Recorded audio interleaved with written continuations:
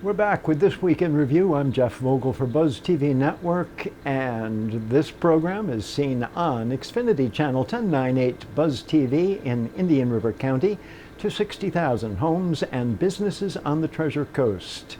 This Week in Review, COVID-19, and the fight goes on. It's hard to say who's winning that fight right now. We're kind of holding our own here in Indian River County, but things are progressively getting worse week by week. In the state of Florida, we are going to hit the 500,000 positive case mark this week. That's 500,000 positive cases in the state of Florida. That's as much as or more than most countries in the world. And the death toll in the state of Florida is approaching 7,500, 7,500 families in the state of Florida have lost a loved one from the coronavirus over the course of the past 6 months. And the new cases in the state are gradually slowing down, coming down a little bit. This past Monday actually was the lowest number of new cases since June. However, most of the testing facilities were closed over the weekend because of the tropical storm.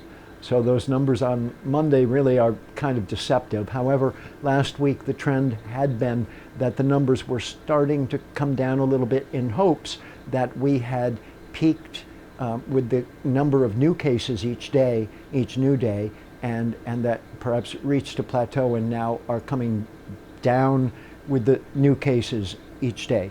We really are not far enough into that to know if it's a real trend or not.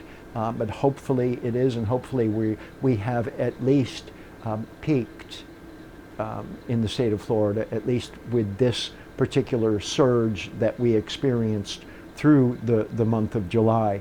And what's happening is the actual deaths from the coronavirus, that number tends to lag about 2 to 4 weeks behind the rise in numbers of new cases. So basically there are new cases and people become ill and tend to die 2 to 4 weeks after contracting it, based on those that are deathly affected by it.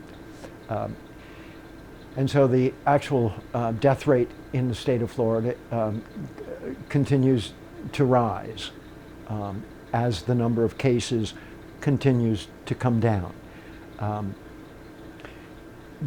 The trend of the number of deaths hopefully will peak also very soon, and then hopefully we can see that coming down also. But remember that these new cases, even when they're 5,000 new cases a day, that's way too many. And so each week the Indian River County holds a COVID-19 press conference.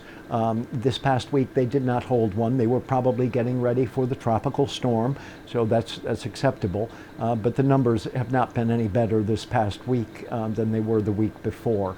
There are increased number of deaths on the Treasure Coast and in Indian River County, and an increase in a dramatic increase over the past month of number of new cases in Indian River County.